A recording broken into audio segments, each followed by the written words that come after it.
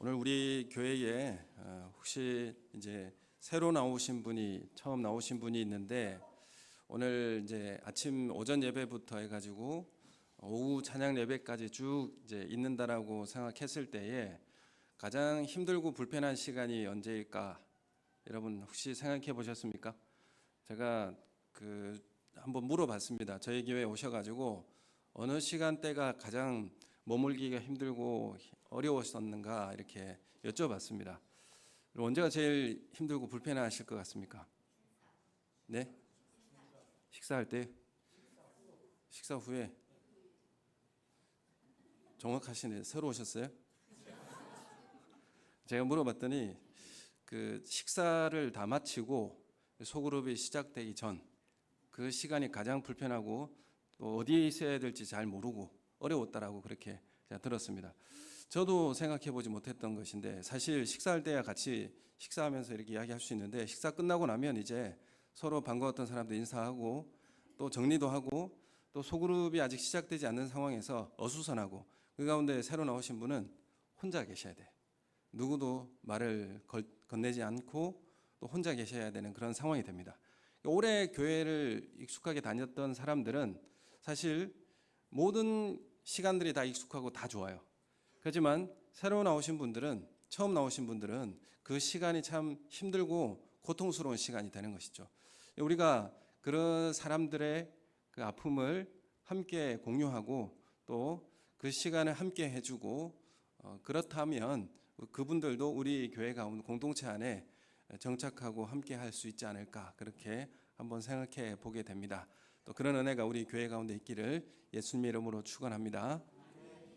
오늘 식사 후에 우리 그런 분들이 있는지 한번 자세히 한번 살펴보시고 돌보는 그런 은혜가 있기를 원합니다. 오늘 17장의 말씀에 서두에 보면 믿음이 연약한 자를 실족해 한 죄가 얼마나 큰가 이렇게 말씀을 합니다. 믿음이 연약한 자. 그래서 실족하다라고 하는 이 말은 그 사람을 실족해 하다, 그 장애물, 그리고 함정, 그래서 믿음에서 떠나게 하다, 죄를 짓게 하다 그런 의미가 있습니다. 실족하게 하다 이런 의미가요. 그래서 범죄에 이르게 하는 원인을 제공하는 것이나 함께 죄에 동참하게 하는 이 종합적인 의미를 실족함, 실족해 한 죄 이런 의미로 말씀을 합니다. 이런 사람은 차라리 어떻게 되는 것이 낫다 말하고 있느냐 하면 연자맷돌을 그 목에 메어서 바다에 던져지는 것이 낫다, 차라리 낫다 이렇게 말씀을 하고 있습니다. 예수님께서 이렇게 엄중하고 세게 말씀하시는 부분이 그렇게 별로 없습니다. 그래서 그 연약한 자를 실족해 한다면 이런 큰 무게를 가지게 될 것이다, 짐을 지게 될 것이다 이렇게 말씀합니다. 그래서 우리가 교회를 공동체 가운데 어떻게 살아갈까? 나로 인해서 저 사람이 죄를 짓게 되거나 신앙에서 떠나게 되는 계기가 되는 일은 없는가? 그렇게 잘 살펴봐야 하는 것입니다. 나로 인해서 낙담케 되는 일이 발생하는 것은 아닌가? 그래서 우리 교회 공동체 안에서는 이 문제를 잘 살펴봐야 하는 것입니다. 사실 우리가 교회를 이렇게 평가하고 바라볼 때 얼마나 이제 행사를 잘 진행됐는가, 아니면 어떤 일들을 잘 탁월하게 잘 수행했는가, 이런 것들이 참 우리의 관심사고 그걸 잘하기를 원합니다. 그걸 행사가 잘 진행이 되면 그러면 우리 교회가 잘하고 있다 이렇게 생각하고 있는데 예수님께서의 시선은 좀 다르죠. 나로 인해서 죄를 짓게 되거나 신앙에서 떠난 사람은 없는가, 나로 인해 낙담케 되는 그런 일은 없는가, 그래서 그 사람을 살피라 이렇게 예수님은 우리에게 말씀하고 있는 것입니다. 그래서 우리 교회는 어떤 교회가 되는 것이 좋은가, 우리 교회가 어떤 큰 행사를 잘 진행하고 많은 사람들에게 호응을 가져다 주고 그리고 거대한 어떤 그런 모습으로 비춰지는, 힘 있는 교회로 비춰지는 것, 이런 것들이 좋은 교회의 모습인가 다시 한번 생각해 볼 필요가 있는 것이죠. 여러분, 우리는 삶을 잃은 사람들에게 길을 찾아주는 의원 같은 교회가 되어주고 또 그 사람들을 치료하고 머리 둘 곳 없는 삶과 사람에게 우리는 거처가 되어주고 있는가? 그 사람들이 우리 교회 가운데 오면 쉴만한 곳이 되고 거처가 되어줄 수 있는가? 이러면 한번 생각해 보았으면 좋겠습니다. 우리 교회는 정말 진정한 회개와 용서가 있고 서로에게 울타리가 되어주는 그런 교회가 되고 있는가? 우리 교회가 추구하는 모습은 어떤 모습입니까? 우리 공동체가 가야 할 길은 어떤 방향입니까? 오늘 이 말씀으로 깊이 생각해 보기를 원합니다.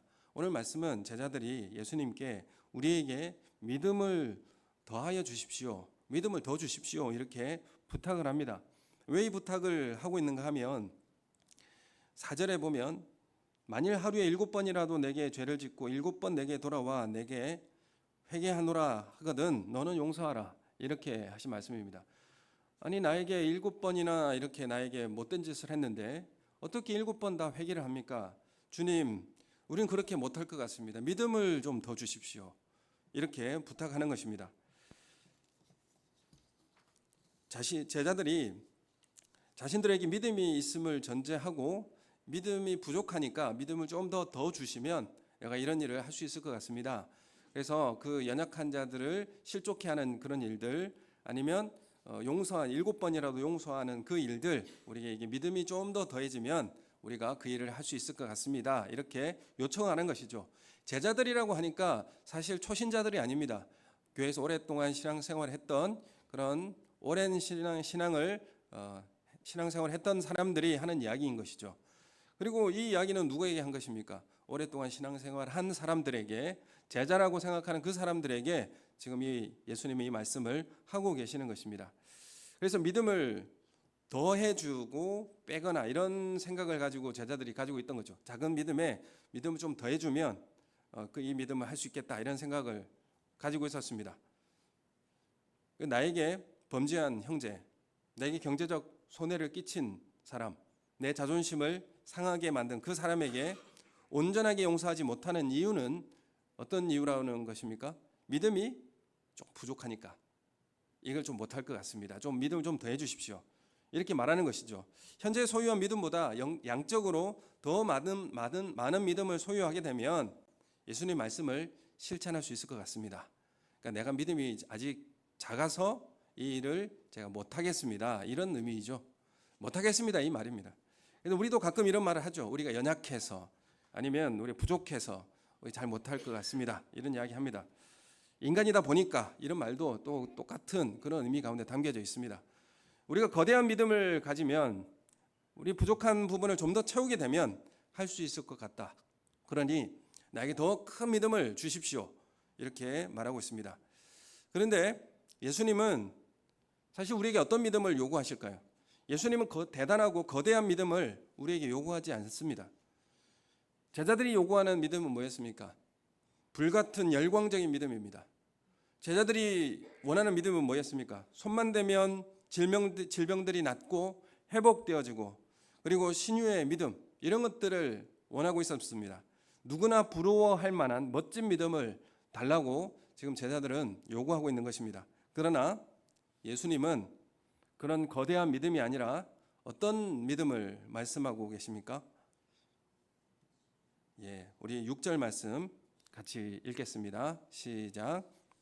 주께서 이르시되 너희에게 겨자씨 한 알만한 믿음이 있었더라면 이 뽕나무더러 뿌리가 뽑혀 바다에 심기어라 하였을 것이요 그것이 너희에게 순종하였으리라. 아멘.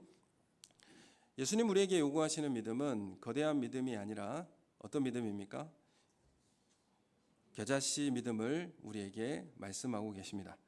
겨자씨 믿음은 우리가 가지고 싶어 하는 그 믿음과 너무나 차이가 많이 나는 믿음입니다. 겨자씨는 참 작고 보잘것없는 것입니다. 그래서 예수님이 우리에게 요구하시는 믿음은 뭐냐고 하냐면 겨자씨와 같이 작고 보잘것없는 믿음, 그것을 우리에게 요구하십니다. 예수님은 겨자씨 한 알만한 믿음이 있으면 뽕나무더러 뿌리가 뽑혀서 바다에 심기어라 하였을 것이요 뽕나무가 너희에게 순종할 것이다. 이렇게 말씀을 합니다. 겨자씨는 매우 미세한 것이죠. 작은 것입니다. 제자들은 이 믿음이라고 하는 것을 양으로 생각했습니다. 더 더하고 더 큰 이런 거대한 믿음 이렇게 양적으로 이야기하고 있지만 예수님은 믿음을 뭐라고 이야기하냐면 있는 것 아니면 없는 것, 이렇게 말씀하시는 거죠. 있거나 아니면 없거나, 이렇게 말씀하고 있는 것입니다. 여러분, 우리가 믿음이 적고 많고가 문제가 아니고 있고 없고의 문제라 지금 예수님 우리에게 말씀하십니다. 우리 못하는 것은 여러분, 우리 믿음이 없는 거예요. 우리가 할 수 있다라고 하는 것은 믿음이 있는 것입니다. 작은 믿음이라도 할 수 있다라, 이게 예수님께서 우리에게 말씀하시는 것입니다. 당시 뽕나무가 번식력이 매우 강하고 뿌리가 넓고 깊게 내려지기 때문에 웬만한 폭풍이 몰아닥쳐도 견고하게 그 자리에 서 있다라고 합니다. 도저히 힘으로 뽑을 수 없는 이 뽕나무도 뽑을 정도의 일이라고 하면 기적과 같은 그런 믿음이 일어난 것이죠. 그래서 이런 뽕나무와 같은 것도, 옮길 수 없는 이런 뽕나무도 뽑혀서 바다에 던질 수 있는 이 기적 같은 믿음도 아주 미세한 믿음이 있다라면 가능하다, 예수님이 이렇게 말씀하고 계시는 것입니다. 마태복음과 마가복음엔 똑같은 비유로 뽕나무 대신 산을 옮겨서 바다에 던지우리라, 이렇게 말씀하고 있습니다. 뽕나무나 산이나 모두 사람의 능력으로는 할 수 없는 기적만으로만 가능한 일을 의미하고 있습니다. 그래서 겨자씨와 같은 미세한 믿음이라도 실천할 때 능력이 나타난다, 이렇게 말씀하고 있습니다. 작은 믿음이라도 그게 가지고 있으면 실천할 때에 능력이 나타날 것을 우리에게 말씀하시는 것입니다. 적은 약의 믿음이라고 해서 미루고 할 수 없다라고 생각해서 미리 포기하지 말라고 우리에게 말씀하시는 거죠. 우리에게 이미 믿음이 있다라고 말씀하고 계시고, 아주 미세한 믿음이라도 말씀에 의지해서 실천할 때 기적이 일어나게 될 줄로 믿습니다. 여러분, 우리가 예수 그리스도 안에서 이렇게 한 공동체가 되고 주님 앞에 나와 예배 드린다는 것, 여러분, 이것은 우리에게 믿음이 있다라는 것입니다. 그래서 주님이 우리에게 요청하신 이 말씀들을 받아 순종하고 실천하는 우리 성도님들이 되시기를 예수님의 이름으로 소원합니다. 이 작은 믿음은 어떤 결과를 가져오느냐면 공동체를 살게 하고요, 하나 되게 하고, 상한 마음을 치료하고, 좌절하고 절망한 한 사람을 위로해 주는 믿음입니다. 그래서 작은 씨앗에 무한한 생명력이 담겨 있기 때문에 누군가에게 쉼터가 되어주고 슬퍼하는 사람의 기쁨이 되어주는 것이 겨자씨 하나일 만한 믿음입니다. 우리가 일반적으로 다 가지고 있는 보이지 않는 것 같은 이 믿음, 그러나 이 믿음이 성실하게 자라고 그리고 열매를 맺게 될 것을 말씀하고 있습니다. 아무리 작은 믿음이라고 할지라도 이것은 자라게 될 것이고요, 마침내는 열매를 맺게 된다라고 말씀합니다. 제자들이 요구하는 믿음은 그 믿음대로 하자면 교회가 항상 큰 것을 추구해야 합니다. 큰 대형 교회가 되어야 하고 웅장하고 힘을 가진 교회가 되어야 합니다. 과시할 수 있는 그런 교회가 되어야 합니다. 그러나 주님은 우리에게 어떤 믿음의 교회가 되라고 하십니까? 겨자씨가 되라고 하십니다. 겨자씨 믿음을 가지라고 우리에게 말씀하십니다. 작지만 성실하고 보이지 않을 것 같지만 생명력이 있고 보잘것없는 것 같지만 인내로 자라가는 이런 겨자씨 믿음이 되라고 우리에게 말씀하십니다. 거대하고 힘으로 자랑하고 능력으로 과시하는 그런 믿음이 없다고 할지라도 이 작지만 성실하고 생명력 있고 인내로 자라가는 이 겨자씨 믿음이 되라고 우리에게 말씀하시는 것입니다. 작지만 연약하고 그러니 가난하고 고달픈 사람들의 쉼터가 되어주는 그런 교회가 되어주라고 말씀하십니다. 우리가 우리 서로에게 이러한 존재가 되어지고 이러한 모습이 되어주는 것, 이것이 주님이 우리에게 요구하시는 교회의 모습이라고 말씀하십니다. 여러분, 이런 교회는 과거에 믿음을 자랑하고 해왔던 신앙을 과시하고 떠들지 않습니다. 겨자씨는 자신을 드러내지 않습니다. 겨자씨는 하늘에서 주어지는 햇빛, 그리고 바람, 그리고 내려지는 비 때문에 자란다라고 여기고 하늘의 은혜에 감사하면서 자기 자신을 드러내지 않습니다. 겨자씨 믿음은 내가 이렇게 자라가고 열매 맺게 된 것은 내가 한 것이 아니라 하늘에서 거저 주시는 햇빛, 하나님께서 주시는 바람, 그리고 내리는 비를 맞으며 자라왔을 뿐입니다 라고 하나님의 은혜에 감사하고 자신을 드러내지 않는 것, 이것이 겨자씨의 신앙인 믿음입니다. 이웃을 위해 희생하고 봉사하면서도 겨자씨와 같은 믿음을 가진 사람들의 교회는 자신을 알아주지 않아도 마음 상해하지 않습니다. 그리고 마음에 하나님께 감사하는 마음으로 순종을 합니다. 이것이 겨자씨의 믿음을 가진 사람의 모습입니다. 그래서 이 겨자씨 믿음을 말씀하신 이후에 어떤 말씀을 하십니까? 무익한 종에 대해서 말씀하시는 것입니다. 7절, 8절 말씀 우리 함께 같이 9절까지 읽도록 하겠습니다. 7, 8, 9절 시작. 너희 중 누구에게 밭을 갈거나 양을 치거나 하는 종이 있어 밭에서 돌아오면 그더러 곧 와 앉아서 먹으라 말할 자가 있느냐? 도리어 그더러 내 먹을 것을 준비하고 띠를 띠고 내가 먹고 마시는 동안에 수종 들고 너는 그 후에 먹고 마시라 하지 않겠느냐? 명한 대로 하였다고 종에게 감사하겠느냐? 아멘. 그래서 이 겨자씨 믿음 이후에 이 종에 대한 내용으로 우리의 삶의 모습을 어떻게 살아야 할지를 말씀하고 있습니다. 그럼 우리가 기적을 일으키는 큰 믿음이 아니어도 괜찮습니다. 배짱 있는 그런 거대한 믿음이 아니어도 괜찮습니다. 주님 우리에게 요구하시는 믿음은 겨자씨 하나만 한 그런 작은 믿음을 우리에게 요구하시는 것입니다. 그래서 용서한다라고 하는 이 문제도 믿음의 문제라는 것을 우리에게 가르쳐주고 있습니다. 상대방의 문제이기 전에 내 믿음이 있는가 없는가 이 문제를 한번 살펴야 한다는 것을 말씀합니다. 작은 믿음이라도 용서는 가능하다 이렇게 말씀하시는 겁니다. 우리는 불가능을 가능케 하는 생명력 있는 믿음을 실천하는 우리의 성도님들이 되시기를 예수님의 이름으로 소원합니다. 진실한 믿음을 가진 사람에 대한 태도는 어떻게 나타나야 하는가? 오늘 방금 전에 읽은 말씀처럼 무익한 종의 모습으로 완성된다 이렇게 말씀드릴 수 있습니다. 이 무익한 종, 이 사람은 하루 종일 밭에서 일하고 집에 돌아와서 좀 쉬려고 하는데 주인의 식사를 차리라 이렇게 명령합니다. 그리고 그 식사 동안에 나의 시중을 들으라 이렇게 명령합니다. 이 말이 참 불공평하고 힘든 일이다 이렇게 여겨지는데, 그러나 당시에 이 종의 위치는 당연히 해야 할 일로 받아들였고 그리고 특별한 일도 아니었습니다. 그렇기 때문에 주인이 종에게 결코 감사하다라고 그렇게 표하지 않습니다. 이 말씀을 하고 계시는 거죠. 그래서 겨자씨 하나의 믿음을 가지고 사는 사람, 그 사람의 모습은 어떠한 삶의 모습으로 완성되는가? 무익한 종입니다 라고 하는 이 고백으로 삶의 완성을 향해 간다라고 말씀하시는 것입니다. 믿음이 쌓이고 영적 기적의 체험이 늘어날 때마다 우리는 낮아지고 겸손해져야 하지 않겠습니까? 신앙생활 오래 하다 보면 믿음이 강해져야 되는데 고집이 강해지면 안 되는 것입니다. 믿음과 고집이라는 하는 것은 참 유사한 점이 참 많죠. 믿음인가 고집인가 이걸 구분하기도 좀 쉽지 않습니다.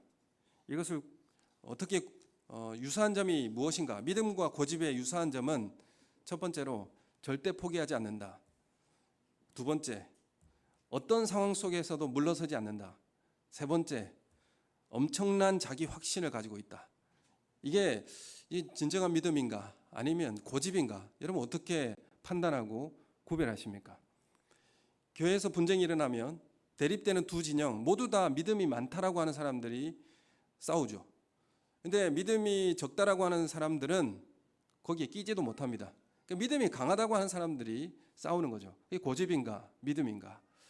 산을 옮기는 믿음의 역사를 경험한 사람이 교만으로 빠질 수 있습니다. 교만의 길에 설 수 있는 것이죠. 교만이 더해졌기 때문에 그렇습니다.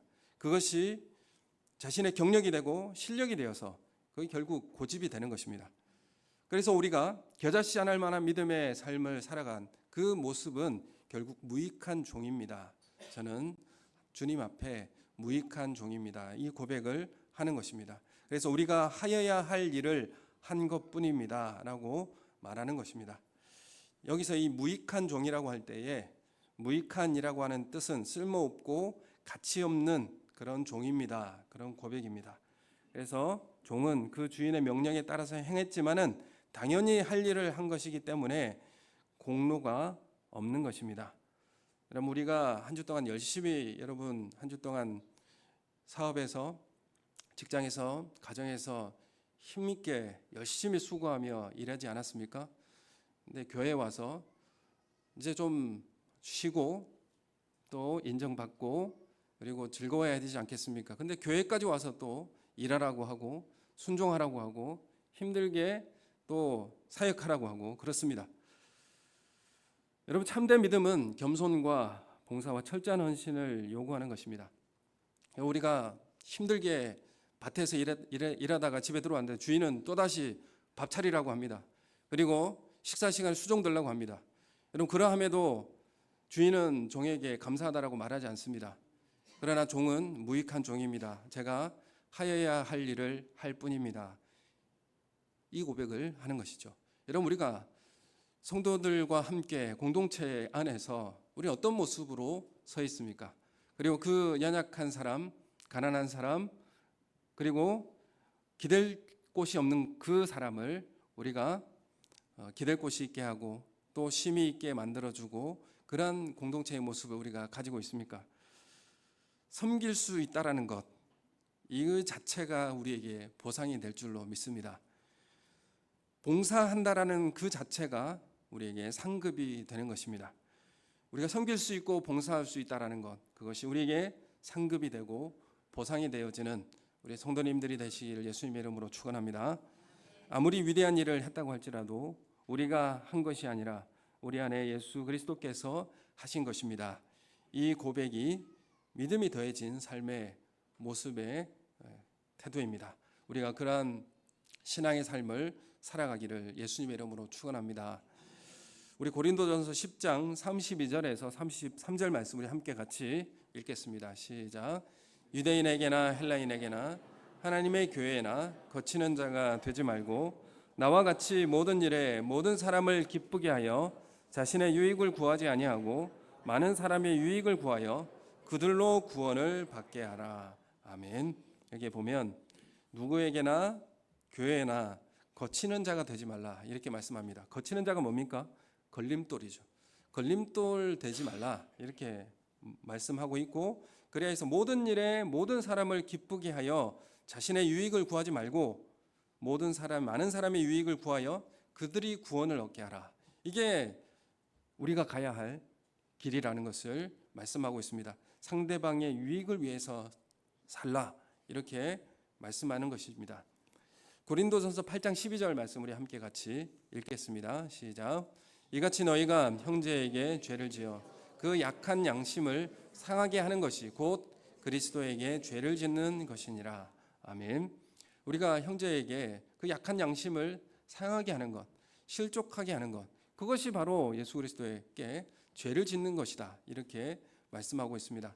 여러분 교회 신앙이라고 하는 것은 신앙생활이라고 하는 것은 우리가 교회의 한 몸으로서 하나님 앞에 나아가는 연습을 하는 것입니다. 그리고 훈련을 하는 것입니다. 그리고 주님의 몸된 교회에 예수님께서 우리 위하여서 몸소 종의 모습 형체로 오셔서 죽기까지 복종하시고 순종하심으로 우리의 구원을 이루어 주셨던 것처럼 우리도 주님의 그 길을 똑같이 본받아 걸어가는 길입니다. 우리도 주님의 길을 걸어가는 우리의 삶이 되시기를 예수님의 이름으로 축원합니다. 우리 누가복음 16장부터 15장부터 쭉 보면 잃은 양을 찾는 것, 그리고 불의한 청지기 비유, 부자와 나사로 비유, 이 모든 것을 보면 그 중심에 재물이 있습니다. 그 재물을 통하여서 가난한 자를 돌보고 섬기는 이 내용을 쭉 이야기하면서 17장까지 도달하고 있습니다. 나의 유익을 위하여 살아가는 것이 아니라 이웃의 유익을 위해서 살아가라. 이것을 통하여서 많은 사람이 구원을 얻게 하라. 이것이 교회 안에서 훈련하고 열심히 신앙생활하는 그런 모습이 되는 것입니다. 그 모습 가운데 나는 주님 앞에 무익한 종입니다. 해야 할 일을 할 뿐입니다. 이 고백으로 살아가는 것입니다. 이 믿음이 우리 가운데 있기를 예수님의 이름으로 축원합니다. 마지막으로 이 말씀 한번 읽고 마치도록 하겠습니다. 베드로전서 4장 11절 말씀 같이 읽겠습니다. 시작. 만일 누가 말하려면 하나님의 말씀을 하는 것 같이 하고 누가 봉사하려면 하나님의 공급하시는 힘으로 하는 것 같이 하라. 이는 범사에 예수 그리스도로 말미암아 하나님이 영광을 받으시게 하려 함이니 그에게 영광과 권능이 세세 무궁토록 있느니라. 아멘. 감사합니다. 이 말씀 가지고 우리 다 같이 함께 한 목소리로 기도하겠습니다.